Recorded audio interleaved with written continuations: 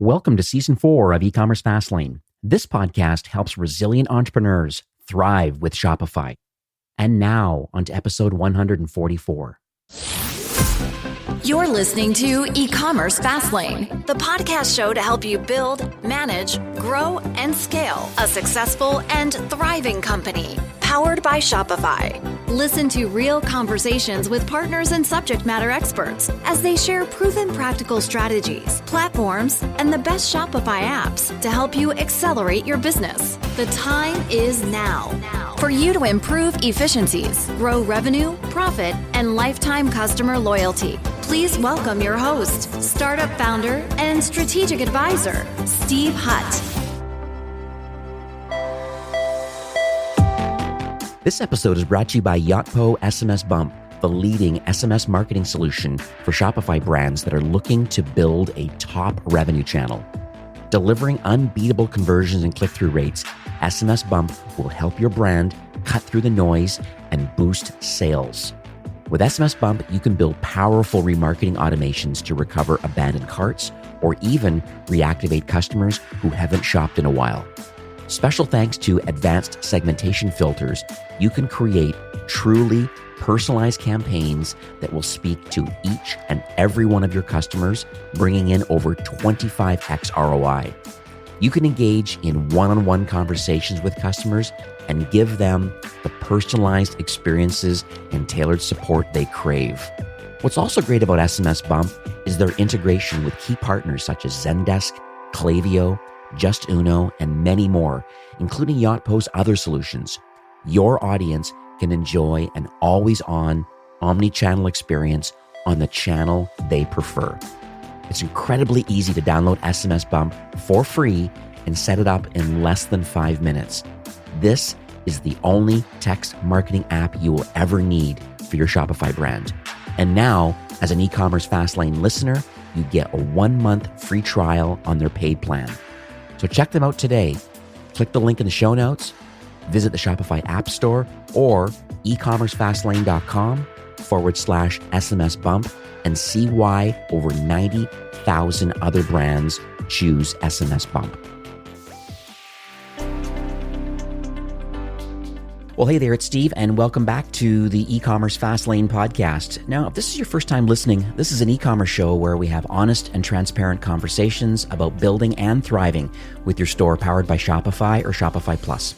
New episodes are available twice weekly with your favorite podcast player like Apple Podcasts, Stitcher, Google Play, Spotify, and many more.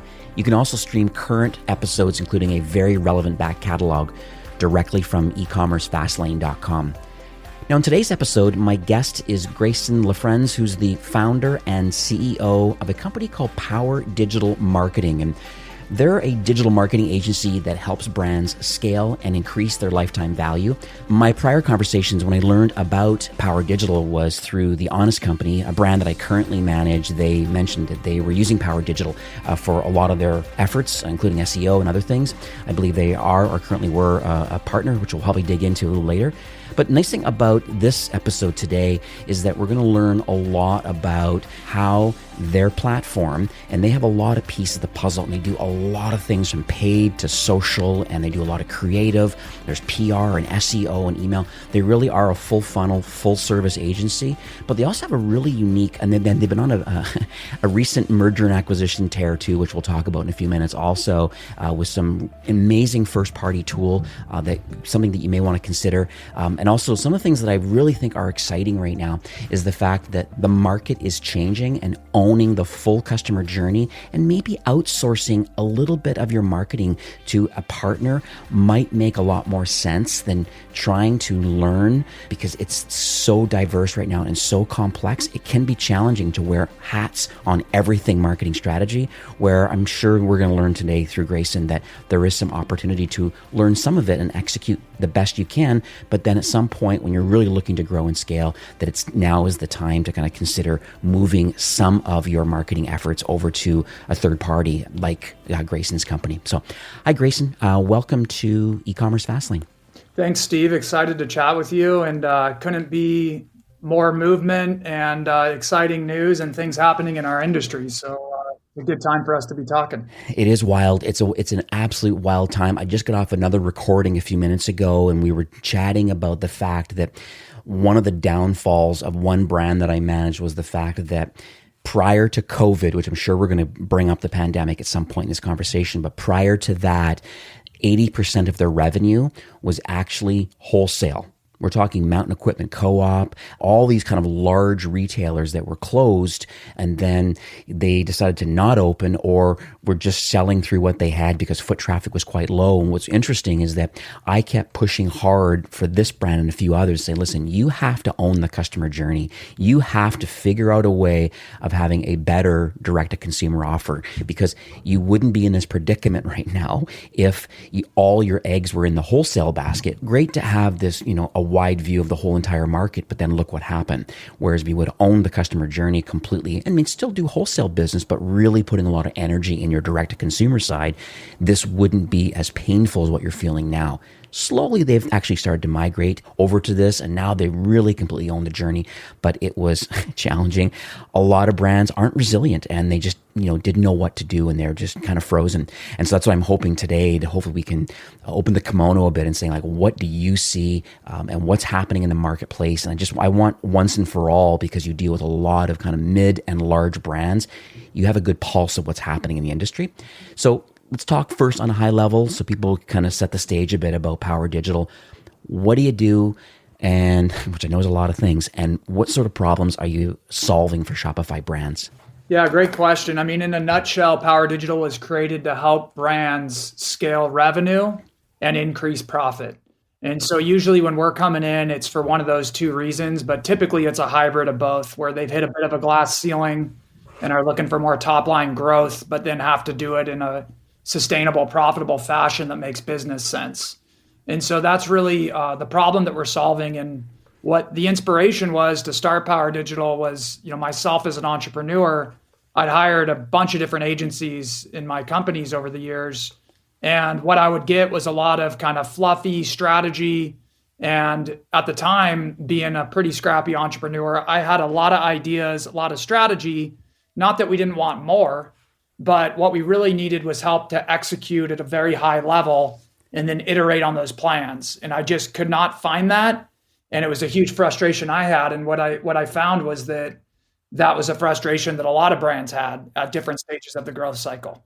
So we do that through pretty much all the digital trafficking channels. And so our team, we have about 320 team members.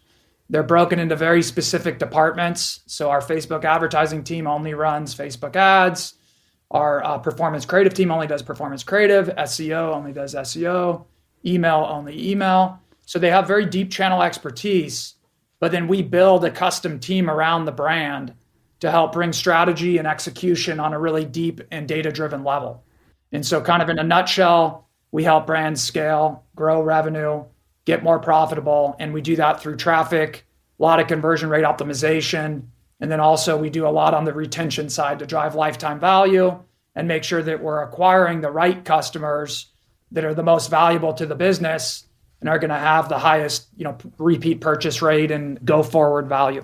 This is fantastic, because this is what I deal with all day long in Shopify. When I have a book of business, I have some, quite a few brands that I manage, and a lot of these topics come up. And like I said at the top of the show, I find a lot of brands tend to be involved in a lot of different communities and lots of learning, and they try to hire different people and or they learn it themselves. But I find that as you talk about channel expertise, I think it's super, super important to be able, if you really want to execute correctly and you really want to make sure that you're actually driving growth, it's pretty challenging to want to dig into, just with all the changes that are happening. I know we're going to bring up the iOS 14 in a few minutes too. I think this first party data problem in the cookieless world, it's so interesting what's happening today. I think that's just another case in point of that, there are agencies like yourself out there that really have channel expertise and can really help full funnel, both from top of funnel all the way through to the retention side of it. So I think it's super key.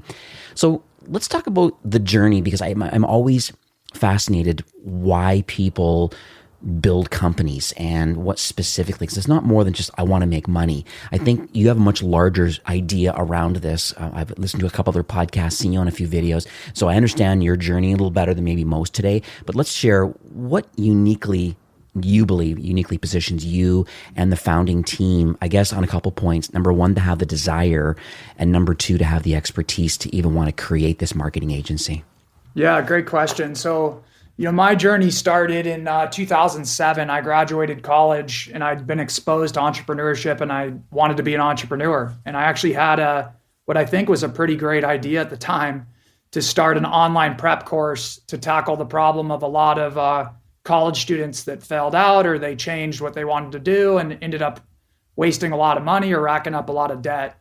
But it was kind of funny because I went to try to raise some money for this venture in 2007 as a 22-year-old fresh out of college. And I got networked around and I was aggressive and I was hustling and I was getting a lot of no's, and then finally got hooked up with this really successful entrepreneur that was actually a friend of my uncle.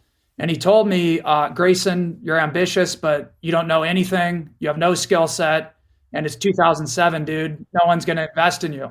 He told me I needed to get a superpower or a skill set. And I asked him what the best one was if I wanted to be an entrepreneur, again, at a 22-year-old age. And he told me to learn how to be a rainmaker. And back in 2007, that was more, sales. And I think in today's world, it could be sales or digital marketing because of this collision course between sales and marketing. And so that's what I did. And I was lucky and went and worked at Xerox, the only job that I've ever had, for 3 years right out of college till I was about 25. And then I ventured off and started my first business. And it was a SaaS company. Long story short, unsuccessful. Started another SaaS business in the event advertising space. I'd say that was moderately successful, but really I was flying into the headwind in that these publishers were getting beat up and that industry was really changing. And so it was just very difficult. And along the journey, ended up starting this manufacturing business. And that's where I really got introduced to e-com. And e-com was a huge growth engine, learned digital marketing, learned how to manage and recruit and build a great team. The company really took off, and then got into a big lawsuit that I like to think taught me a lot about the legal system. And it was up against a billionaire. So billionaire versus little guy type of story went on for about a year. We ended up having an outcome to where we didn't necessarily lose, but it made it very difficult to do business. And so I was in this holding pattern and I started to do internet marketing for some entrepreneurs and friends.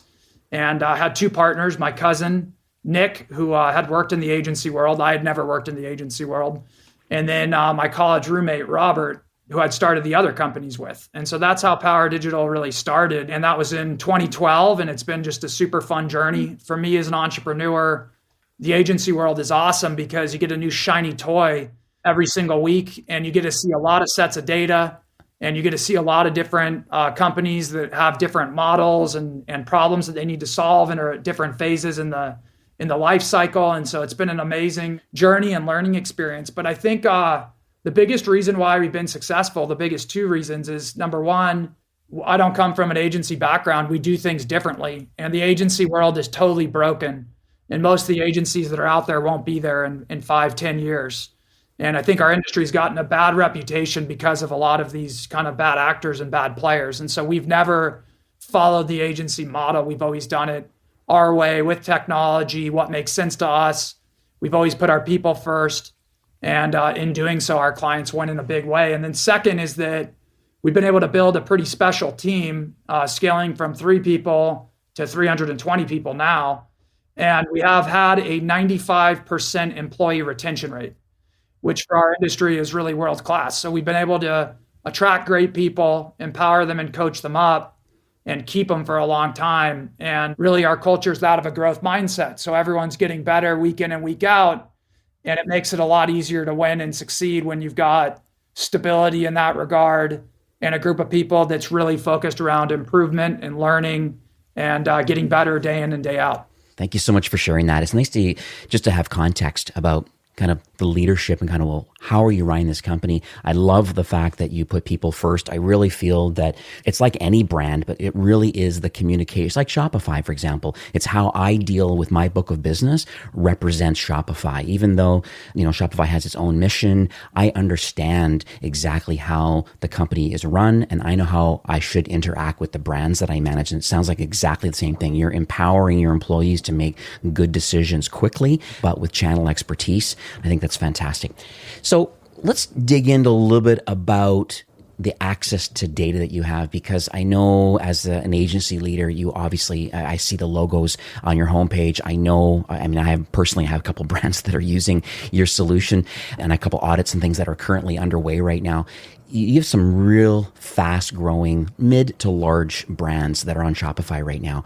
And, you have, 300 or 400 some customers right now with some real-time data. Are you able to talk about, I guess, a couple things, like what sort of characteristics have led to these brands to grow and scale, maybe versus other brands that are just either declining or stagnating?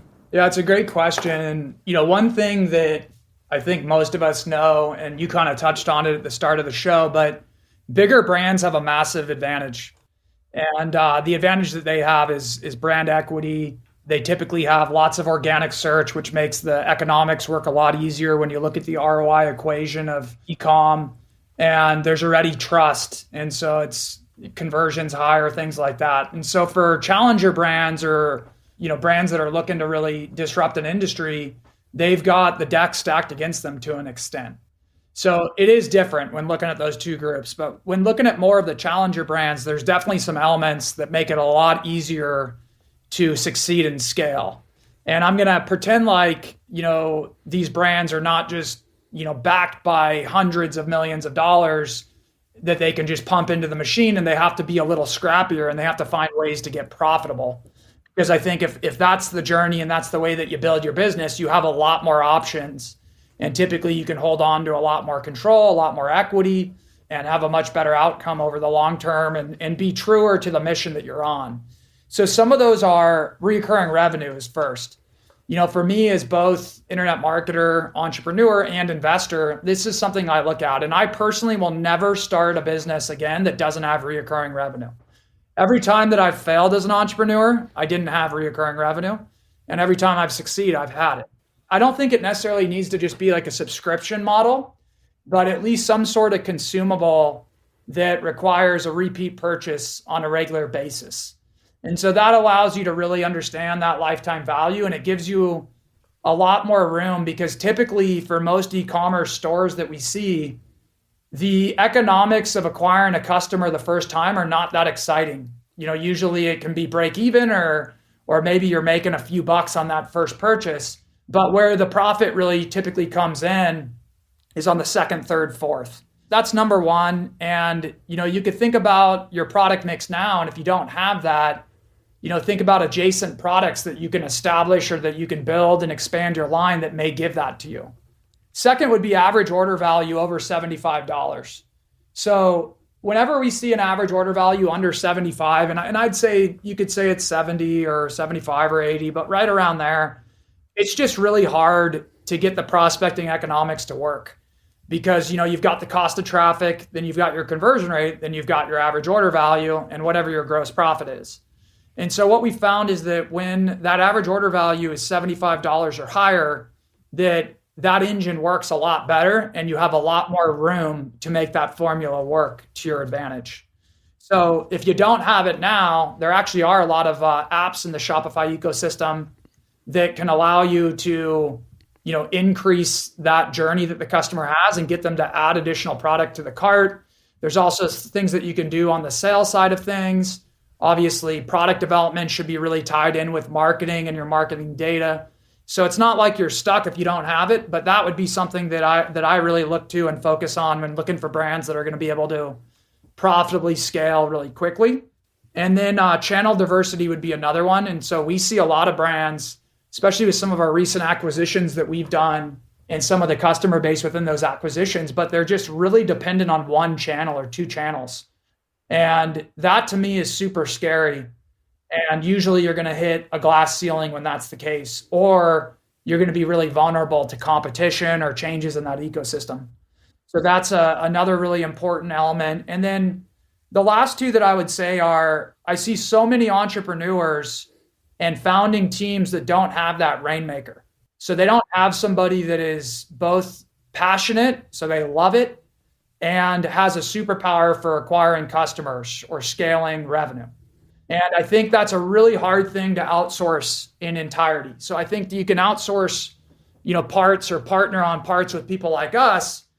But to really be successful, you need somebody on your team that is very vested and has their interests aligned with the organization fully, that is going to own that and be kind of the throat to choke, for lack of a better analogy, on hitting those revenue goals. So those are kind of some of the key elements. The only other one that's a really nice to have is if you can happen to be in a space or design your product where you get that 1 to 3 impact. And so there's definitely certain brands that do this really well, but how do you get word of mouth within your customer base? And how do you build the product to drive that so that when you acquire one customer, you're very likely going to get another 2 or 3 because they're going to, tell their friends, their network about it, or they're proud to be using that product. And that makes the math work a lot better when trying to build that engine that you can put $1 into and get $5, $6, $7, $8 out of in terms of acquiring new customers. What really resonates with me based on what you've just been discussing is I think about life cycle marketing and being a very interesting hot topic for me lately. And I'm surprised how many brands, they have a cursory knowledge of it, but they're not digging deep enough into understanding your active and your at-risk and your churned customers, and then how you're marketing to those cohorts of customers. I really think that a lot of times there's one purchase or two, or they're loyal customers. And it's so interesting to me that people maybe have like I said, cursory knowledge, but they're not executing on it. And I think that's something that maybe your organization can really help people with, because I think there is first-party data in there that can really understand the data that's inside Shopify and how do we directly interact with this data. Because right now, like as we know, the landscape is massively changing right now. Just number one, because of COVID, we're still in the middle of a pandemic. I know that there is, vaccines coming and people are making some choices here and there. Slowly retail is opening. But at the end of the day, I think, e-commerce adoption, because of the pandemic, it's not going away anytime soon. Retail is definitely going to reopen slowly over time, but people are still really used to it and are enjoying shopping online. So let's talk about kind of the trends, I guess, that you're kind of seeing, and maybe how first-party data might fit into a lot of this. I understand there's been an acquisition recently too, but let's talk about Google, let's talk about Facebook, and let's try to figure out what you see on your side now. Yeah, no, it's a great point. So one of the hottest things right now and biggest areas that we all in this industry need to be focused on is the big changes that are coming to data protection and data access. And so you hear people talk about a cookieless future. I don't think it's going to be fully cookieless, but Facebook and our reps at Facebook and Google have made it incredibly clear that there's going to be huge limitations to third-party data and to how we pixel customers. And so the biggest buzz at Facebook's for the year is really around that and their conversion API. And the conversion API is to help solve for that. But really the net takeaway for businesses is that your first party data is going to be more valuable than ever. And that's what's really going to be driving, how you target, how you acquire the right customers. And retargeting is going to be limited in a big way in the future through all platforms. So, luckily for us, I'd say luckily, I think there is obviously some strategy and thought too. But last year we acquired a platform that is a Shopify app, and it's called DataQ. And I know that you interviewed Andreas, who was the founder of that, I think on episode 67, I believe it was.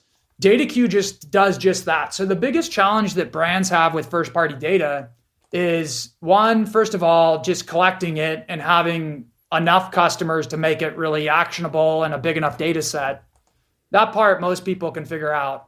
But two is, how do you actually analyze it and create actionable insights? And most brands, even that are 100 million, 200 million, 300 million, they don't necessarily have huge data engineering teams.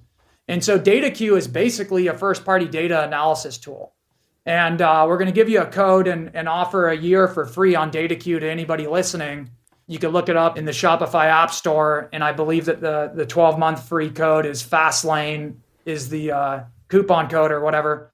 But basically what it does is exactly what you talked about. So you kind of one-click ingests your Shopify data. It will slice and dice your lists, and it will come back with a bunch of recipes that are really actionable and valuable. So for example, it'll show you your highest lifetime value clients, and you can overlay append data on that and see customer insights. How do I get more of those customers? Where do they live? What are they all about? And how can I go make sure that when I'm acquiring customers, that it's not just, oh, great, we had a profitable customer acquisition, but that you're acquiring your customers that have the highest lifetime value, because you're probably willing to pay quite a bit more for a lifetime value client of $2,000 than $200. So it does that. It also helps you slice and dice and see stale customers that haven't purchased within periods of time, and does that automatically. It will call out missed retention moments where new customers had not purchased within the typical threshold that you get your second purchase. So it does a bunch of these things, makes it actionable, and then integrates directly with your email platform, whether that's Klaviyo or whatever you're using, as well as Facebook's ad engine, Google Ads, etc. And so this is going to be really critical. Now, the one, I think, scary thing for a lot of the listeners here when it comes to these data changes is that when I look at it, less third-party data that you're going to get in Facebook, Google, etc., and a bigger premium on your first-party data actually seems to me like a big competitive advantage for bigger brands, more established brands, because they have tons of that data. And so that's kind of a scary thing. And that's why I think right now it's so critical for these challenger brands or these earlier phase brands to really put a big focus on this and have a clear strategy so that they're not kind of flat-footed and having even bigger challenges to compete against these bigger players as these roll out in the months ahead. And they're going to begin to roll out here in April is when we're going to begin to really see this impact. Yeah, I've always wondered the dates on that, and nice to be close to the ground and to know. There's been so much content that's been produced and stuff, a lot of what ifs, because, just no one knows when it's going to roll, but it's going to roll soon with this iOS 14, even though iOS 14 is out, but just this particular update, this version is not live yet. And so I definitely see the value of first-party data. I have firsthand use of the DataQ platform because you're right, I did interview Andreas prior to your acquisition and learned a lot about their platform. I just looked a moment ago and I have 7 brands that are connected right now to DataQ right now. And so it's interesting. It's a really interesting tool. And thank you so much for offering that to the listeners today. I'll make sure in the show notes that I put a link to the 1-year offer. Just literally connect your Facebook account to it, your ads manager, and connect Klaviyo if that's your email platform of choice. Then from there, it'll really reveal and uncover a lot of things you never realized before. So it's hard to tell in a podcast what it actually does, but follow the links in the show notes and definitely add that as part of your arsenal, and it's free of charge. And thank you for offering that. And so I want to make a little bit of a pivot over, and I want to kind of re-talk a bit about your mentioning about building teams and retaining and developing them, because I think that's a big topic that I think education and just understanding what's going on in the industry. To be a market leader, you have to be learning and innovating and willing to test. There's going to be some failures and just continue on and growing. And I know you personally have been recognized, and I want to make sure people understand, like, you've been in Forbes, you've been in Entrepreneur Magazine, there's a lot of things that you've done to really help. And I have firsthand knowledge because I work with some of your team members. Other than Shopify, they're the nicest people that I've ever worked with because they just want to be helpful. They want to contribute to others. And I really appreciate that whole mindset and that mantra that just want to help people, and they know that they can make a difference and they know they can make impact. And so you obviously are doing something internally to help develop these employees. Are able to share maybe some tips for those listening today that, maybe a brand is building a team in-house, or like, how do you attract talent, or any advice? Can you give any advice about how you can build a team that could be in-house, or how do you manage an external team? Yeah, no, it's a great point. It's super interesting because our business is incredibly fun when you've got an amazing client that treats you with respect and is part of their team. And it's not fun when you don't. But to me, this is one of the biggest misses that I think entrepreneurs have in general. And it's really common sense. And it's, treat others the way that you would want to be treated.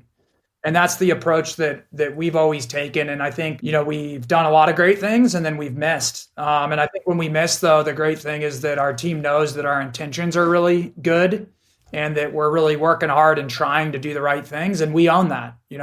When something doesn't go our way or we put our team in an unfair situation, I think just being vulnerable with that and being real and transparent is the key. And I know that that's a kind of core value of your podcast, and it really hits home. And so for us, a couple kind of easy tips. One is common sense, treating your team the way that you'd want to be treated. Number two is like, what do your team members care about? What is their true driver and motive? And what are they trying to accomplish in their career? Because I think that most of our team has bigger goals than what they're doing today. I know that.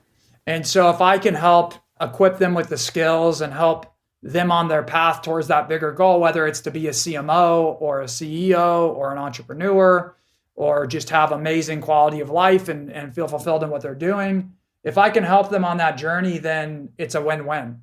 But a couple things that we've done that have worked really well, and I think that we're pretty entrepreneurial when it comes to our employee development programs.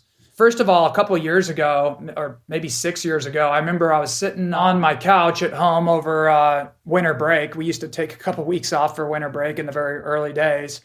And I was thinking, because people like entrepreneurs I knew had told me, hey, a lot of these young stars you have, they're going to leave just because that's what young people do.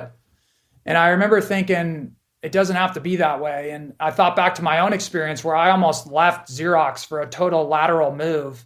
Yeah, the pay was higher, but I didn't. And so I really thought about why I didn't do it. And I came up with this concept that we've done throughout our company called the Vital 5 goals. And so every team member in our company has them every year. And so the first one is, what is your earnings goal that would be a blowout year? And the reason why we have that is that the way our compensation plans work is it really aligns the employee's comp with what drives our business forward. And it's uncapped. And so they can make a lot of money in a lot of ways through that. And then the second goal, Vital 5 goal is, what is your vision statement for your role in a year from now? So it really helps us understand, do they want to get into management? Do they want to switch departments? Do they want to be more strategy behind the scenes? Or do they want to be more client facing? Are they interested in going into sales? What do they want to do? And what are they driven towards? And then the third one is, what are the one or two skill sets that you really want to master this year?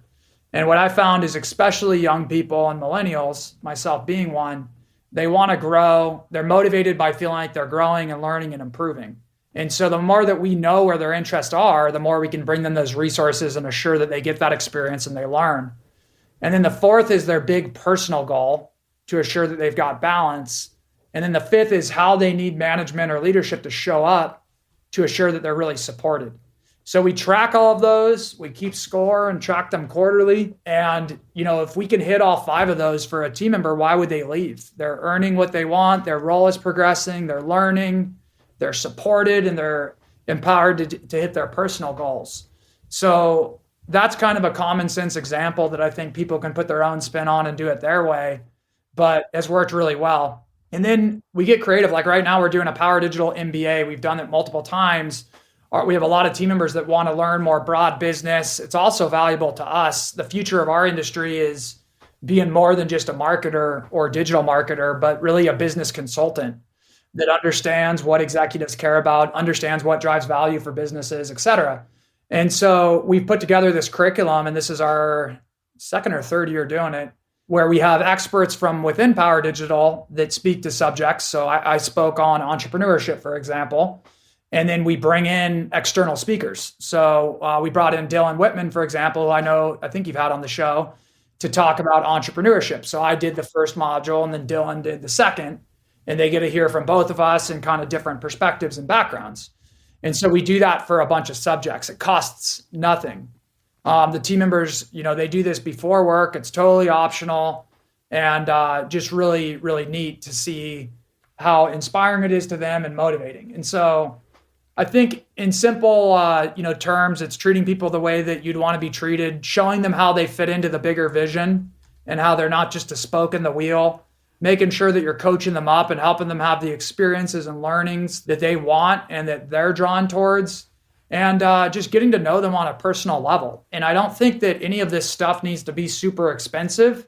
I think that most entrepreneurs are very resourceful, and you'd be surprised. People love to come talk to our team on these different subjects because you've got hundreds of really inspired, energetic people. And it's an hour of someone's time that's invested to talk to our team. And, I'd argue that they get more out of it than our team does at times. And so I think it's just, getting scrappy, asking for the order in terms of who can help you. And I know that I always take calls with young entrepreneurs and try to be a resource. And it almost always comes around. And I usually learn quite a bit in those encounters and oftentimes build great relationships. And so I think that's very true. And a lot of companies just kind of lose sight of common sense when it comes to teams. Love this. I'm scrambling down a ton of notes here as we're recording today. I love the Vital Five. I think understanding your earning goals, understanding your vision statement, and one or two skills that you want to master this year, I think is amazing. Your big personal goal for the year, and then how can leadership help you get that goal or goals that you're trying to achieve. I think these are phenomenal, that they're documented and you're following through. I also love the Power Digital MBA. I'm going to put a note in for those that obviously that don't work for Power Digital, don't get access to this sort of amazing content. There was a great book that I read and I listened to the audio book. I think there's the 10th anniversary one just came out from a fellow by the name of Josh Kaufman. He has a book out called The Personal MBA. And it is a phenomenal book. I think there's almost 1 million copies were sold around the world. It really is a world-class kind of business education in one book. I find the online, actually listening to him read the book, and it does break down a lot of the skill sets, things that you're talking about, becoming a business consultant or a trusted advisor, but having a reasonable grasp of all parts of what it means to be a business professional. So they go through a lot in there. So I'm going to make sure in the show notes it's there, but it's personalmba.com is where you want to go to check out that book.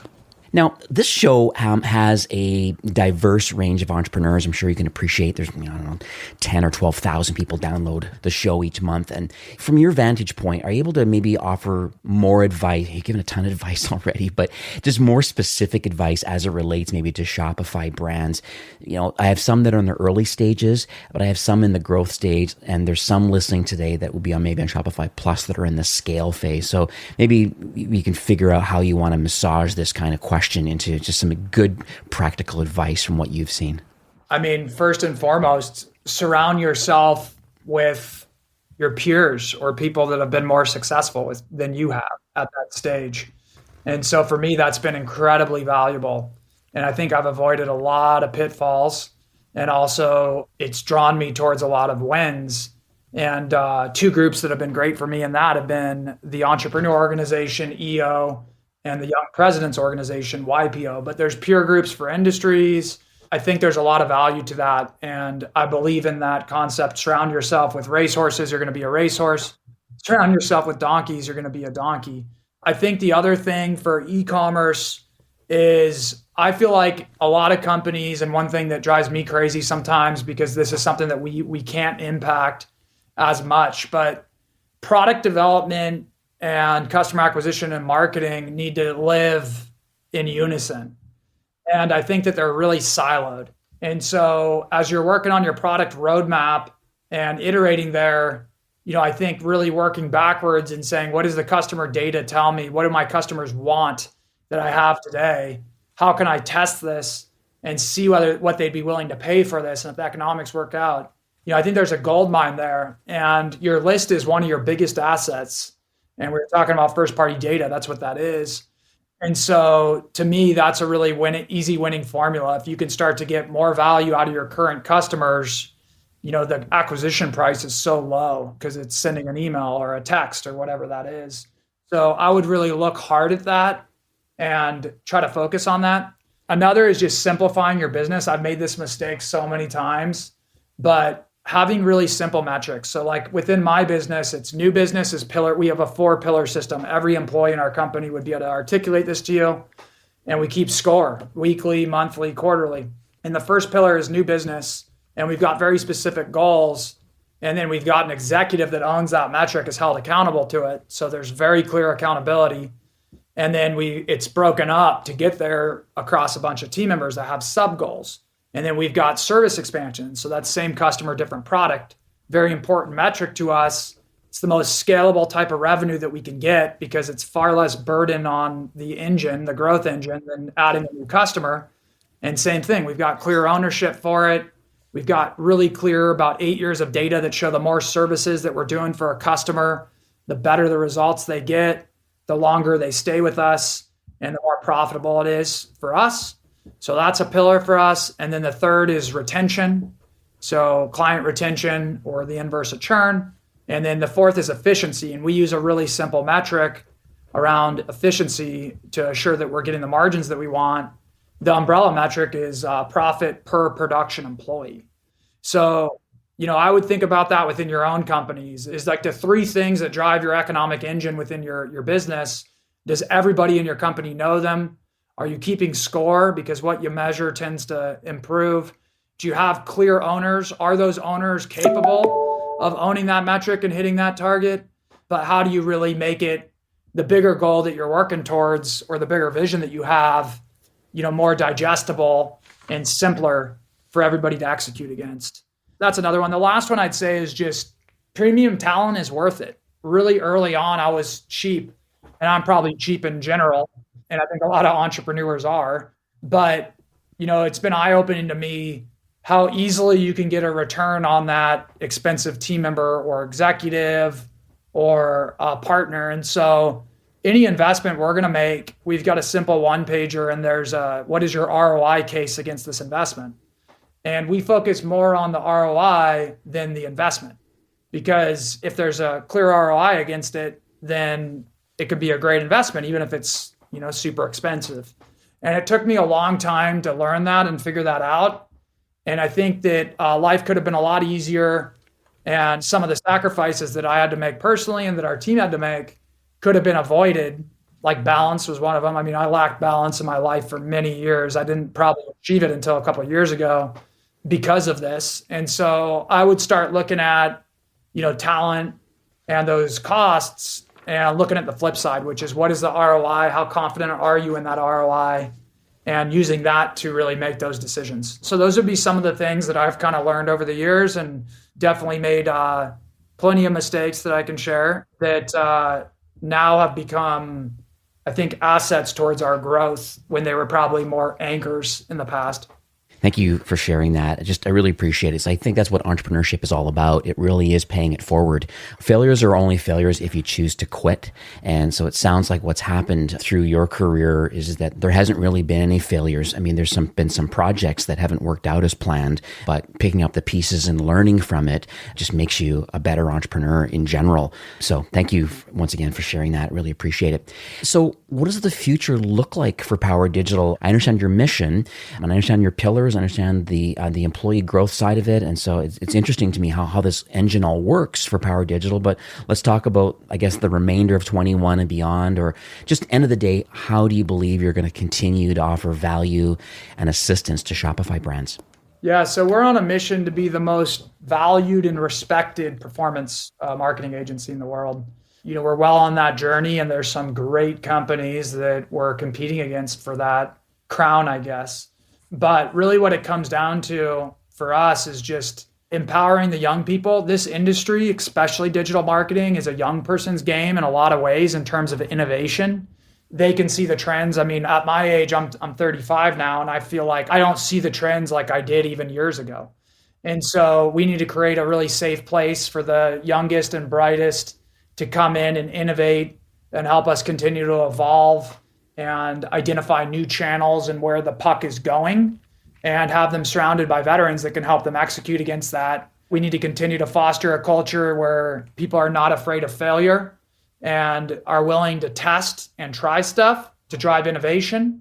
We want to continue to be even more selective with the brands that we work with.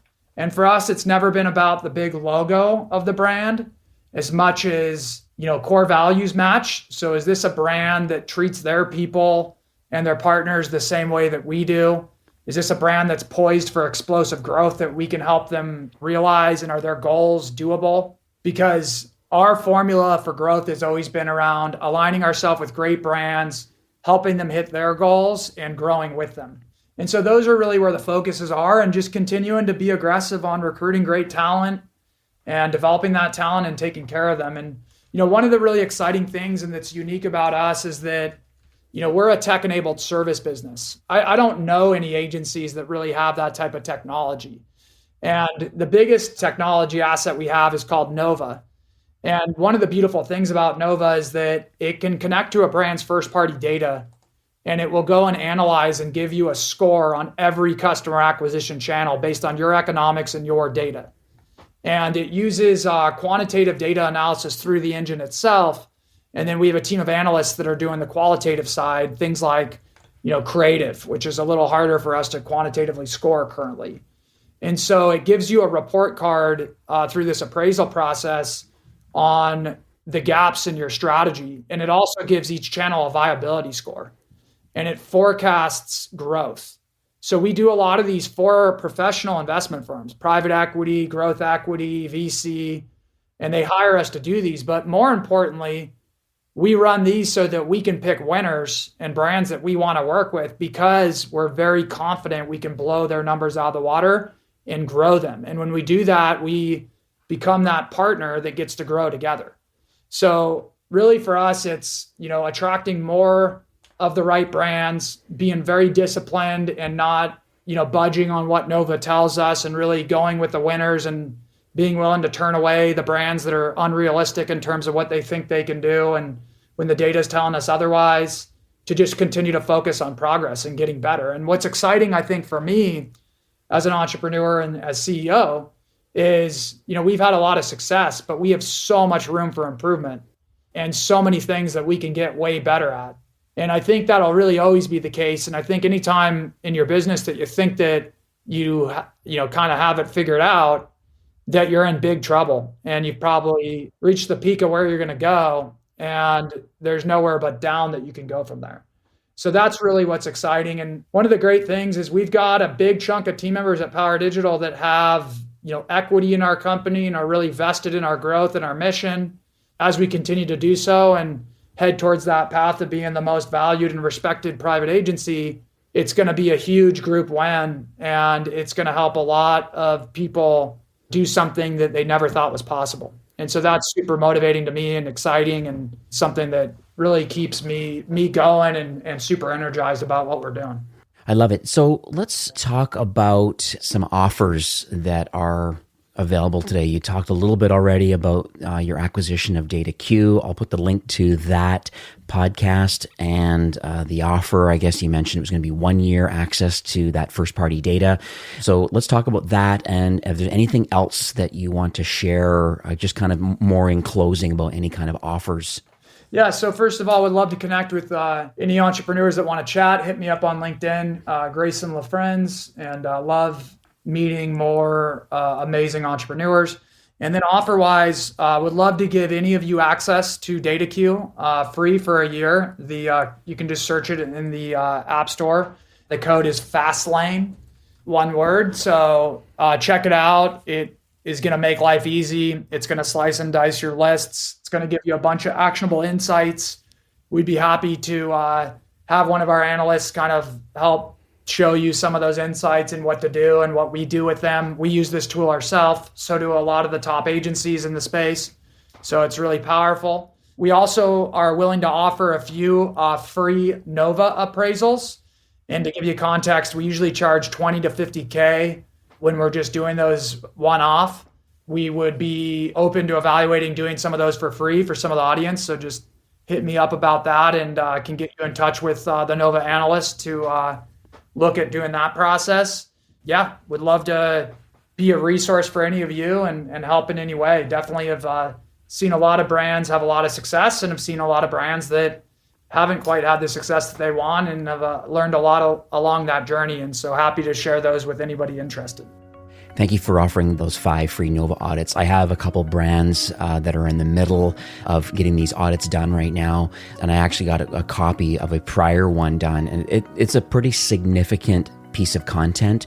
No wonder you charge the money that you do, for private equity and VC kind of companies, because this one document that I'm looking at right now is 65 pages long of the appraisal and the channel breakdown, and really what the analyst score is based on all the parts of the funnel from top, middle, and bottom. So top of funnel acquisition to conversion to retention strategies, and then all parts. And so it's interesting how you are able to think about content and thinking about paid social and paid search and email and conversion optimization. There's a lot of things in here. And the reason why I had brands do this audit and why I think it's very powerful that you have a software tool plus the human capital to analyze it all and to create this kind of document, because one brand made a comment to me specifically and said, you know what, we are doing quite well. We know we're doing well. However, we believe it makes sense to have a third party have a look to see what we're doing, and you can't see the forest for the trees. You just don't know what you don't know. And so that's why they're extreme. So one brand is very excited right now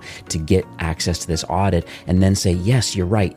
Guys, you're doing all of these things over here really well, but we see some gaps over here. Oh, and by the way, Power Digital has an opportunity to help you with that particular area. Once again, channel expertise. It really does open the kimono of all things marketing strategy and going, okay, based on this, thank you, continue going down this journey, but we believe these sort of things you might want to work on. So pretty exciting kind of what this audit can do. For sure. Yeah, to your point, worst case scenario, you're going to get validation that you've got it dialed and that you're doing everything right. But typically what happens is there's some really easy low-hanging fruit that you can act against yourself right away and get better results. And oftentimes there's some channels or initiatives that are worth exploring based on the data. And there's some really cool emerging channels for sure. I mean, Amazon DSP is a great example. It is really going to change the game when it comes to prospecting, top of funnel, brand awareness through display and connected TV. And, I think we're one of a handful of agencies that have access to that. And so we can run the numbers on that and forecast that channel. And some of those things are interesting for brands that have kind of maxed out in certain areas and maybe are incredibly effective in those areas and don't need help, but are trying to find that next thing that's going to give them more scale. So it does all of that, and confident that it would be very valuable exercise for any of the store owners that are listening. Yeah, love it. Thank you so much. I really appreciate that. All the details will be in the show notes for today for the Data Q 1-year offer and how you can get access to getting a Nova audit done. I just wanted to thank you, for number one, for coming on the show today. I know your time is very precious. It's just clear to me that, that both you and the Power Digital team really are in tight alignment. Based on this recording, I'm just so proud that, that we're aligning ourselves by wanting to help brands. There's some commonality here, but wanting to help and contribute to others people's growth. And I just wanted to thank you for that. I wanted to thank you for sharing all your knowledge today. I know your brand just releases an amazing amount of content. I syndicate a lot of your blog posts. So there's a lot of thought leader pieces, a lot of vision, a lot of giving back to the Shopify ecosystem. So I just wanted to thank you for that. Yeah, I appreciate it, Steve. Thanks for having me on. I love your podcast, and it's an honor and super fun to get a chat with you, so appreciate it. All right, have yourself a great day. You too. This episode is brought to you by Yotpo SMS Bump, the leading SMS marketing solution for e-commerce brands looking to build a top revenue channel. Built for compliance, SMS Bump helps you recover carts, launch targeted campaigns, and engage in truly conversational commerce. Join over 90,000 businesses that use SMS Bump to build meaningful relationships with their customers and sell online. So check them out today. Click the link in the show notes, visit the Shopify App Store or ecommercefastlane.com/SMS Bump and see why over 90,000 other brands choose SMS Bump. Well, that's it for today's episode. I'd like to thank you personally for being a loyal listener of E-commerce Fastlane. It's my hope that this podcast is offering you a ton of value through growth strategies, tactics, and exclusive insider tips on the best Shopify apps and marketing platforms, all with my personal goal to help you build, manage, grow, and scale a successful and thriving company powered by Shopify. Thanks for investing some time today and listening to the show. I'm so proud and excited that you have a growth mindset and are a constant learner. I truly appreciate you and your entrepreneurial journey.